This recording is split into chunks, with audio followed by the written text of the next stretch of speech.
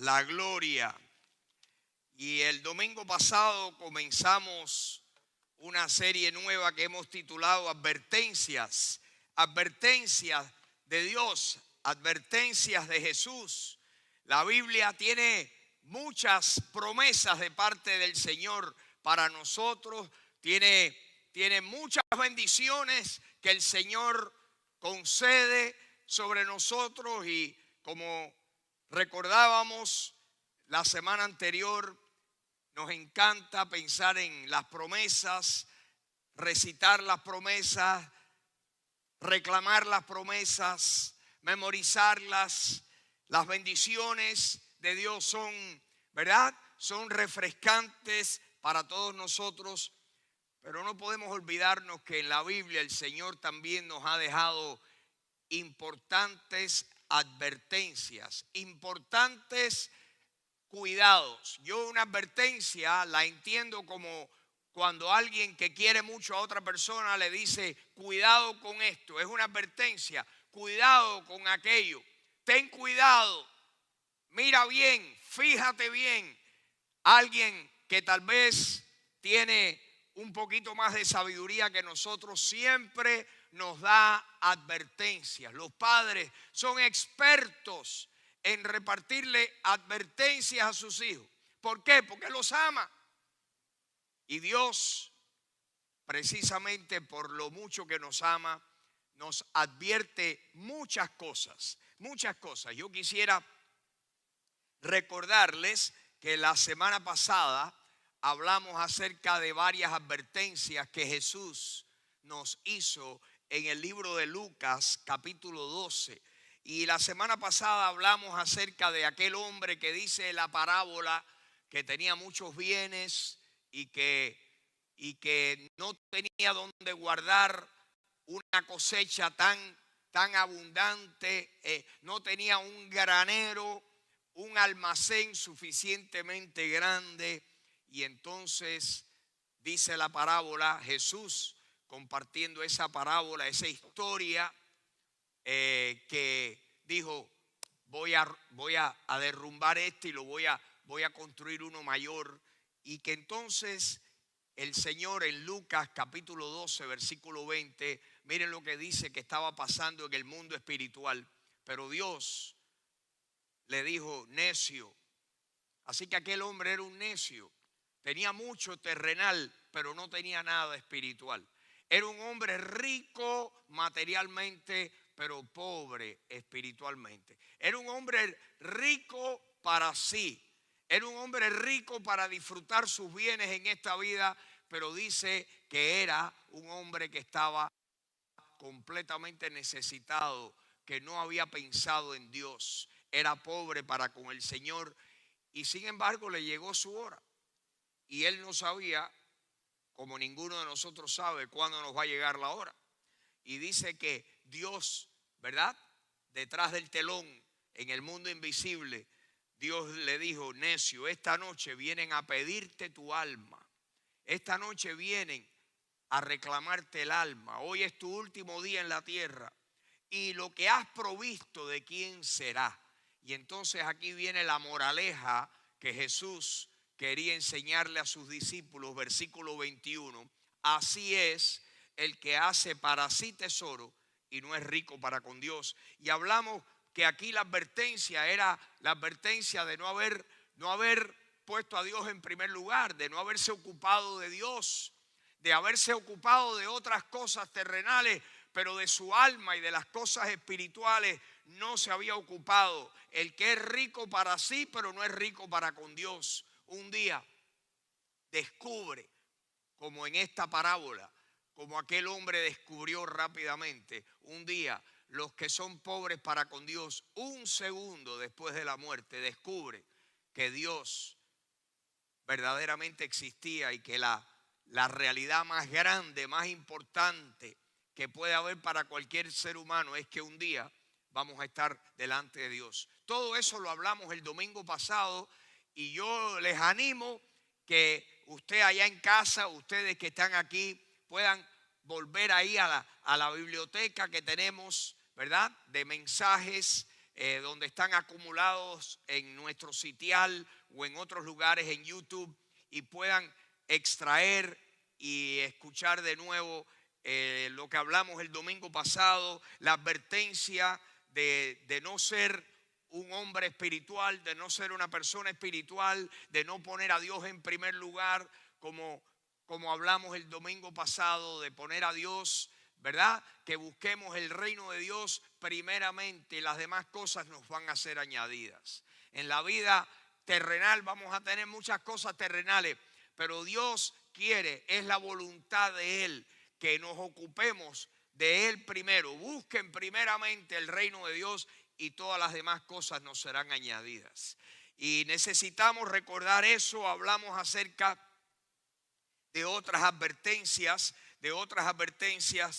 pero hoy yo quisiera hablar acerca de una advertencia que yo creo que viene a colación con todo lo que estamos viendo una vez más, disturbios en las calles, disturbios en Minneapolis. Indudablemente que debe haber mucha tristeza y debe de haber el deseo de corregir, ¿verdad? Abusos de parte de algunas personas que abusan de su autoridad. Y créanme que hay gobiernos en el mundo que son sumamente abusivos y nunca nos enteramos de ellos, pero los abusos por parte de las autoridades civiles debían ser eliminados, sea donde sea que ocurra. Pero ustedes saben que las personas, el diablo principalmente, se aprovecha, ¿verdad?, de cualquier circunstancia para añadirle nuevos males a cualquier situación, a cualquier descontento, y eso es lo que estamos viendo, ¿verdad? De repente la injusticia de quitarle la vida, de que un hombre haya perdido su vida porque alguien le puso, ¿verdad? Porque un policía le haya puesto la rodilla encima del cuello y le haya impedido la respiración.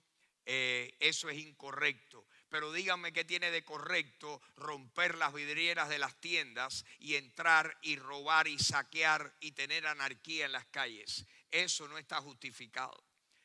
Y lo hemos visto antes, lo hemos visto que ha pasado muchas veces en los Estados Unidos. Yo que llevo años aquí he visto disturbios por distintas razones. Vi grandes disturbios oponiéndose las personas a la guerra de Vietnam en los años 60 y tantos, y personas que fallecieron y personas que salieron a las calles, y vi grandes disturbios y he visto disturbios raciales en nuestra propia ciudad de Miami. Han habido grandes disturbios. Yo cuando muchachito, cuando tenía 16 o 17 años, trabajaba en una estación de gasolina, sirviendo gasolina, cuando en aquel entonces había un dependiente que le servía la gasolina cuando usted llegaba en su auto. Y yo trabajaba en una estación de gasolina que estaba en la 62 calle y la 12 avenida del Northwest, allí en el medio de Liberty City. Y allí fue precisamente donde se desenvolvieron los disturbios raciales en el año 67 y donde la Guardia Nacional tuvo que sacar los tanques. Allí fue en la 62 calle del Northwest donde venía un pobre infeliz blanco manejando por la 62 calle y toda aquella turba, ¿verdad?, que estaba enfurecida, echaron aceite de automóvil en la calle. Y cuando aquel hombre pasó, ¿verdad?, en su automóvil, el carro empezó a patinar, por supuesto, se estrelló y allí lo sacaron del automóvil y lo mataron. Nunca había hecho nada, era un hombre probablemente que iba para su trabajo, para algún lugar. Así que hemos visto injusticias, hemos visto de todo y sabemos que el diablo está suelto, y de eso les quiero hablar en esta mañana. Las advertencias del Señor, como el Señor nos ha dicho que estemos preparados. Pero les quería leer una nota que Franklin Graham, el hijo de el evangelista Billy Graham. Franklin Graham es el hombre que en este momento encabeza la Bolsa Samaritana. La Bolsa Samaritana es ese grupo que lo único que hace es que en donde sea en el mundo, si ellos tienen los fondos y el dinero y tienen la posibilidad y le dan permiso, en cualquier lugar en el mundo donde hay una crisis, un terremoto, un ciclón, donde ocurre algo catastrófico, la Bolsa Samaritana va a acudir con millones de dólares donados por cristianos, donados por hermanos como nosotros, donados por cristianos, porque son los cristianos los que apoyan la Bolsa Samaritana. Muchos cristianos han donado millones de dólares a la Bolsa Samaritana para ayudar. Y yo no sé si ustedes saben que la Bolsa Samaritana fue y en el Parque Central de Nueva York plantó, armó sus hospitales ambulantes para ayudar a los enfermos del virus, para darle apoyo a los hospitales en la ciudad de Nueva York. Y no sé si ustedes saben que personas allí en la comunidad de Nueva York, turbas coordinadas, fueron allí a protestar con pancartas para decir que se vayan de aquí, que no los necesitamos. Así que el diablo siempre hace de las suyas. Franklin Graham escribe y dice lo siguiente, lo voy a tratar de traducir, ¿verdad?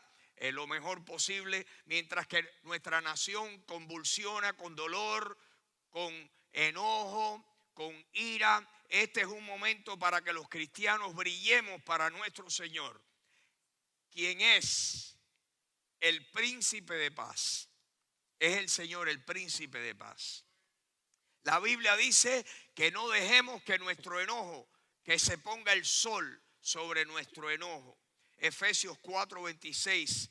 Y sin embargo, cada vez que cae la noche, al bajar el sol, es donde las fuerzas de la oscuridad salen con más violencia y más destrucción en más ciudades. Las escrituras también dicen que no seamos vencidos por el mal, sino que venzamos con el bien el mal. Romanos 12:21. Esto significa que nosotros debemos de hacer lo que personalmente podamos para poder corregir los errores y ayudar a los que están adoloridos. Esto significa orarle fervientemente a nuestro Padre Celestial para que sea Él quien cambie los corazones y sane nuestra tierra. El que está en nosotros es mayor, es más fuerte que el que está en el mundo. Amén. Primera de Juan 4:4. Así que Franklin Graham convoca a todas las iglesias en los Estados Unidos hoy domingo, esto lo envió ayer, a todas las iglesias en nuestra nación a que en el día de mañana, hoy domingo 31 de mayo, sea un tiempo de intercesión especial por nuestra nación en sus servicios dominicales, sean en personas o sean virtuales. Por favor, orará usted y compartirá esto con su pastor, y una hermana de nuestra iglesia me lo envió. Así que vamos a orar que Dios traiga sosiego, que Dios traiga paz, que Dios dé sabiduría a los gobernadores y a las autoridades para que puedan apaciguar y aplacar la ira de muchos. En el caso de algunos es un enojo que está verdaderamente justificado. En el caso de muchos que simplemente que están en la calle para aprovecharse de una situación, que de alguna manera el Señor haga que todo eso decaiga y que decaiga aquí, que Dios nos proteja en nuestra ciudad y que proteja en las demás ciudades, muy en particular en la ciudad de Minneapolis, Minnesota, donde tenemos hermanos en la fe que conocemos muy bien, y todos los años, este año por el virus no fuimos, pero todos los años los pastores aquí de esta iglesia, Sergio, Aldo, Gerardo y yo, pues vamos todos los años a una conferencia de pastores que se realiza. Una iglesia en Minneapolis cede sus instalaciones su edificio para tener dicha conferencia anual allí. Así que conocemos a muchos hermanos muy de cerca en Minneapolis y tenemos que pedirle al Señor. Y hoy, antes de terminar, que vamos a terminar en unos minutos, vamos a orar. Pero yo quería en esta mañana simplemente darles una advertencia del Señor que se encuentra también en el libro de Lucas capítulo 21. Lucas capítulo 21. Y si usted tiene su Biblia, por favor, ábrala al Evangelio según Lucas. Si los que están aquí tienen su Biblia, pues por favor la pueden abrir. Y si no, se lo vamos a poner aquí en la pantalla, en el monitor. Lucas capítulo 21, terminando el Señor sus días aquí en la tierra antes de ir a la cruz. Lucas 21, el Señor les habla a algunos allí en Jerusalén del templo de Jerusalén, y dice el versículo 5, Lucas 21, 5, que a unos que hablaban de que el templo estaba adornado de hermosas piedras y ofrendas votivas. A ver si me cambian esto. Dice que los que estaban allí hablaban de que el templo estaba adornado de piedras y de ofrendas votivas. El Señor les hizo la siguiente advertencia. En cuanto a estas cosas que ustedes ven, días vendrán en que no quedará piedra sobre piedra que no sea destruida.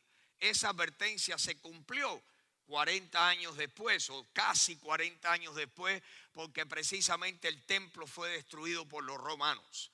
Hablando de la veracidad de la Biblia, hablando de la veracidad, de la exactitud profética de nuestro Señor Jesucristo, dijo, aquí no va a quedar piedra sobre piedra. Y qué interesante que la historia nos dice que los romanos pensaban que los judíos habían escondido oro entre las piedras de aquella estructura, y dice que desmantelaron piedra por piedra el templo. Así que literalmente se cumplió al pie de la letra esta profecía que hizo el Señor. Pero yo quiero leerles una posterior a esto que se encuentra en los próximos versículos. Versículo 7 dice que cuando él dijo eso le preguntaron diciendo, maestro, ¿cuándo será esto? ¿Qué señal habrá cuando estas cosas estén para suceder?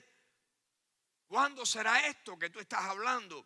Y el Señor, vamos a leer del versículo 8 al 12. Él entonces les dijo, miren, cuídense, miren, que no sean engañados, porque vendrán muchos en mi nombre diciendo yo soy el Cristo, y el tiempo está cerca. Y eso ha sucedido a través de la historia. Han venido falsos mesías, falsos cristos, y todavía continúan viniendo. El Señor le dijo, cuídense de falsos maestros, de falsos cristos, de falsos mesías que digan el tiempo está cerca. Todavía no vayan en pos de ellos, no los sigan. Fue la advertencia del Señor. Y cuando ustedes oigan de guerra, versículo 9,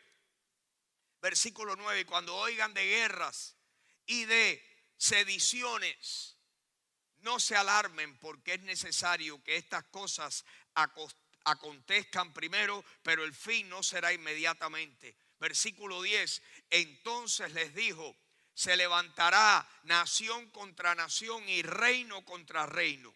Versículo 11, y habrá grandes terremotos y en diferentes lugares hambres y pestilencias, y habrá terror y grandes señales del cielo.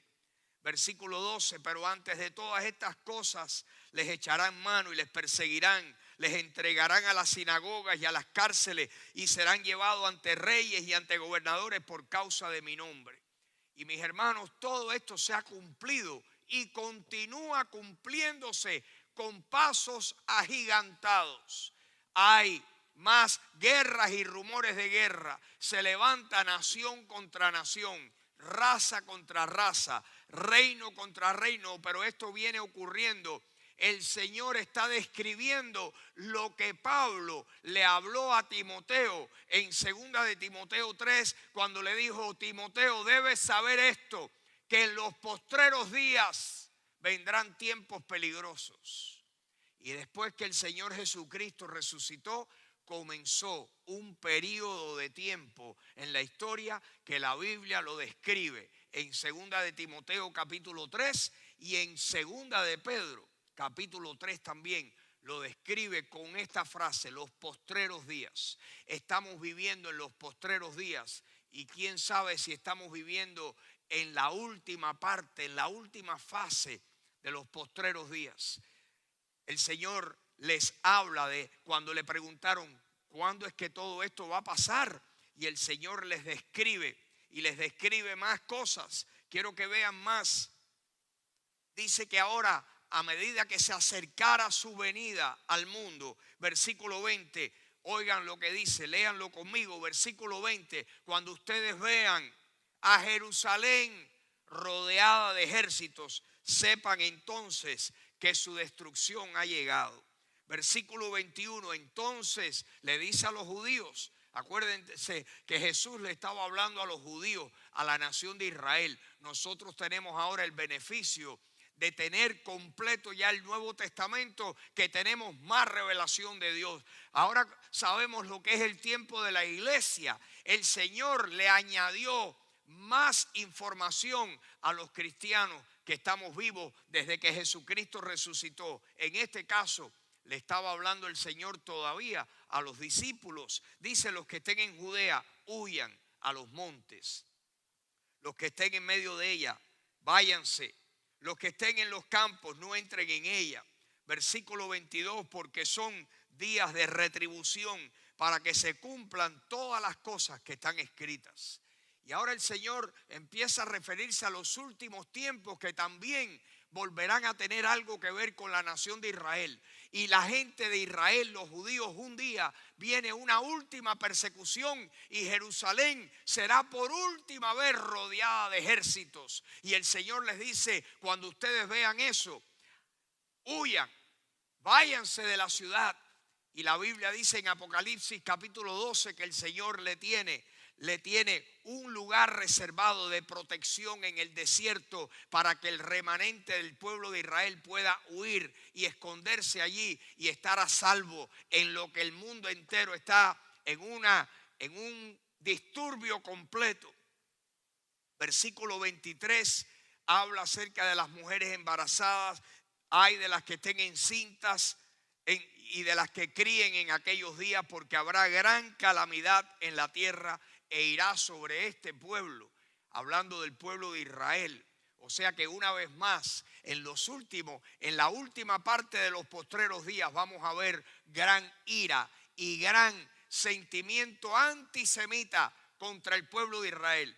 El pueblo de Israel recibe todo el enojo simplemente por tener esa relación con el Dios de la Biblia. O sea que las personas no es que detesten a un pueblo como tal sin darse cuenta. Es el diablo que agita sus corazones para que detesten a cualquier cosa que tenga algo que ver con Dios. Aquí dice el versículo 24 que esas personas caerán a filos de espada y serán llevados cautivos a todas las naciones.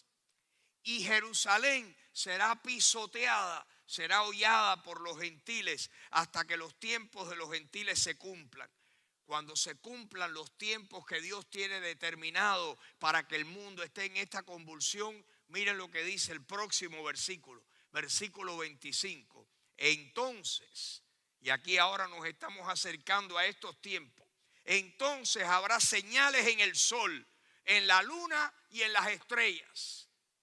Vienen grandes señales en los astros, vienen grandes señales en los planetas celestes, en el sol, en la luna, en las estrellas. ¿Y qué va a estar ocurriendo aquí en la tierra? Angustia de las gentes confundidas a causa del bramido del mar y de las olas.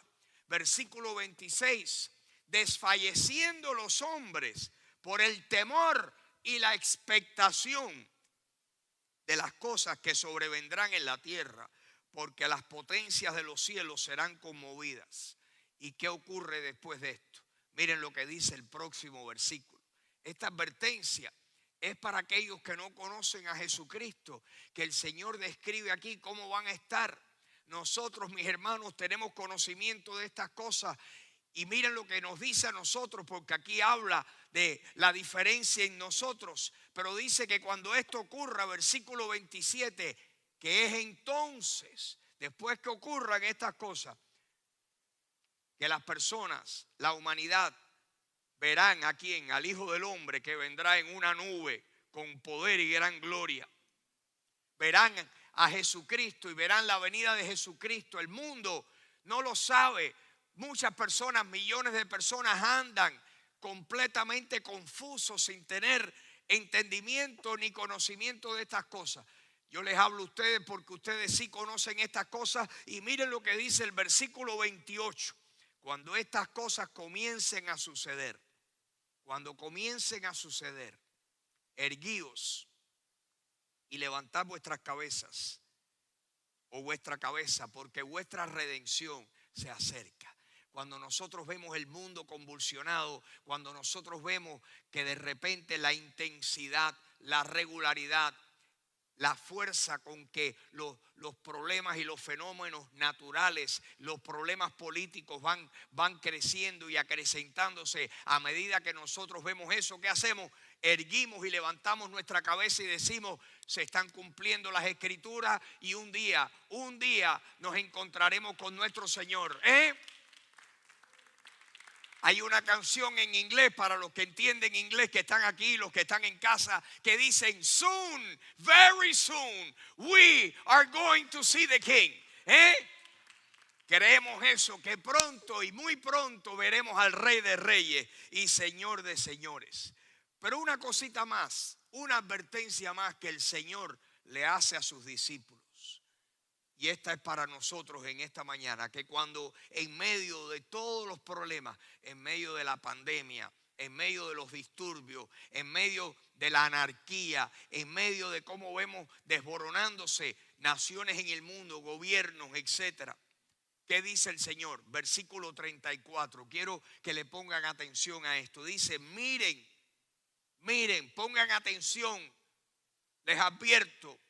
Miren también ustedes por ustedes mismos que sus corazones, ahora nos está hablando a ti y a mí, mi querido hermano, ahora le está hablando a cristianos. Miren por ustedes que sus corazones no se carguen. ¿De qué? ¿De qué se puede cargar el corazón de un cristiano? De glotonería, de embriaguez y de los afanes de esta vida. ¿Qué cosa es lo que nos puede cargar el corazón y entretener y desocupar de tener puestos los ojos en la mira en las cosas de arriba? La Biblia dice que si nosotros hemos resucitado con Cristo, que pongamos la mira en las cosas de arriba, que donde tiene que estar enfocada nuestra atención es en el Señor. Dice Colosenses 3, pongan la mira en las cosas de arriba, porque ustedes han muerto y vuestra vida está escondida con Cristo en Dios. Cuando Cristo, vuestra vida, se manifieste, entonces ustedes serán manifestados con Él en gloria. Nosotros tenemos que poner la mira en las cosas de arriba porque estamos esperando nuestro encuentro con el Señor. Aquí el Señor le dice a los discípulos, cuídense de que los afanes de esta vida, las cuestiones de la vida, no le carguen los corazones y venga de repente sobre ustedes aquel día. Versículo 35, porque como un lazo vendrá sobre todos los que habitan sobre la faz de toda la tierra. Así que, ¿qué debemos de hacer nosotros? Versículo 36, velen pues en todo tiempo orando. Velen pues en todo tiempo orando, que ustedes sean tenidos por dignos de escapar de todas estas cosas que vendrán. Y los cristianos podemos y debemos de orar, debemos de estar más que nunca nosotros ocupados en oración, ocupados en la palabra, concentrados en el Señor. La Biblia repetidamente nos habla de esforzarnos y ser valientes, no dejarnos intimidar por lo que pasa en este mundo. Las cosas puede que se pongan peor, mis hermanos. Si lo que la Biblia dice es verdad y si estamos en los últimos tiempos de los postreros días, las cosas se van a poner peor. Pero nosotros tenemos esperanza, nosotros sabemos a quién le hemos creído y nosotros sabemos que Él es poderoso para proteger y guardar lo que hemos depositado a su cuidado. Si tú has puesto tu alma al cuidado del Señor, el Señor es poderoso. Dice la Biblia que nadie te puede arrebatar de su mano. Que cuando tú recibes al Señor, que tú estás en medio, en la palma de la mano del Señor, y el Señor cierra su palma y dice Jesús, nadie podrá arrebatarlos de mi mano. Porque todo lo que el Padre me da y el que viene a mí, yo no le echo fuera y nadie lo podrá arrebatar de mi mano. Porque mi Padre es mayor que todos. Estamos en las manos del Dios Todopoderoso. Hoy cantamos que Dios es grande y fuerte. Yo creo eso. Y tengo que animarme y tengo que predicarme a mí mismo. Porque a mí también me pueden atemorizar y me puede causar incertidumbre como a cualquiera de ustedes las cosas que están ocurriendo y pensar, ¿qué nos pasará? ¿Qué le pasará a mis hijas? ¿Qué le pasará a mis yernos? ¿Qué le pasará a mis nietos? ¿Qué ocurrirá en el mundo? ¿Cuán mal se pondrá la cosa? Pero Dios dice, ante esa incertidumbre, confía en mí. Fíate de mí, de todo tu corazón y no te apoyes en tu propia prudencia. Erguíos y levantad vuestra cabeza. Ustedes, hermanos, que están aquí, los que están en casa, erguíos cuando veamos que las cosas se ponen más negras y más feas que nunca. Erguíos y levantad vuestras cabezas porque vuestra redención se acerca. El Señor nos ha advertido y nos dice, cuídense de que el corazón no se les ponga blando, no se les ponga tal vez holgazán, y no, al contrario, debemos de mantenernos fervientes al Señor. ¿Cómo es que uno recobra, verdad, el fervor del Señor? Es ahí conectándose con Dios y diciéndole, Señor, aquí está mi vida. Señor, fortaléceme, anímame, edifícame. Señor, que tu palabra me cambie. Señor, vengo a tu palabra y lo que yo lea hoy, Señor, mi actitud es que lo que yo lea hoy, que tú me enseñes, Señor, yo pongo mi vida para que sea cambiada por tu palabra. Los cristianos, que Dios nos libre de nosotros cambiar la Biblia, pero la oración diaria nuestra es, Señor, que la Biblia nos cambie a nosotros todos los días. Y si algo podemos hacer es eso. Y vamos a tener un momento de oración, mis queridos hermanos, y vamos a orar. Nos unimos a esta petición. Así que acompáñenme en oración. Le voy a pedir a mis hermanos aquí que están en la casa que por favor se pongan de pie y vamos a clamarle a Dios. Y Señor, en esta mañana nos unimos. Señor, aceptamos el desafío de nuestro hermano Franklin Graham. Te pedimos, Dios, probablemente con millones de tus hijos en el mundo entero. Señor, te pedimos por esta nación, por los Estados Unidos. Señor, te pedimos por sabiduría para los líderes. Te pedimos, Dios, que tu espíritu intervenga. Señor, que tu espíritu traiga calma. Que tu espíritu, donde hay odio, traiga perdón. Te pedimos, Dios, te pedimos que nos ayudes. Ayúdanos a nosotros. Te pedimos, Señor, por esas personas, los familiares de ese señor que falleció, Señor, injustamente. Te pedimos, Dios, por su familia. Te pedimos por sus amigos. Señor, que tú calmes, Señor, sus corazones. Te pedimos que le des sabiduría a ellos. Que tú intervengas para que ellos le puedan hablar a otros que conocen. Que le den tiempo, oportunidad en la televisión, en los medios noticiosos, para que traigan calma y paz, Señor, a las ciudades, a Minneapolis y a otros lugares. Te pedimos, Dios, por Estados Unidos, que está siendo atacado y sacudido por el diablo. En el nombre de Jesús, clamamos la sangre de Jesucristo. En el nombre de Jesús pedimos, Señor Jesús, que tú levantes un cerco de protección alrededor de esta nación y de tu pueblo, Señor. Te pedimos por los que nos están gobernando, desde los gobernantes federales, los estatales, los locales, Señor. Señor, tráelos a ti, que busquen su Biblia, que comiencen a leerlas y que tú traigas sabiduría y que tú traigas tu poder a ellos. Te pedimos, Dios, que tú llenes tu iglesia de poder, que tú nos llenes de tu espíritu, que tu espíritu vuelva a hacer lo que Él quiera. Señor, yo me vacío y te digo lo que tú quieras hacer, Señor. En mí, hazlo, Señor.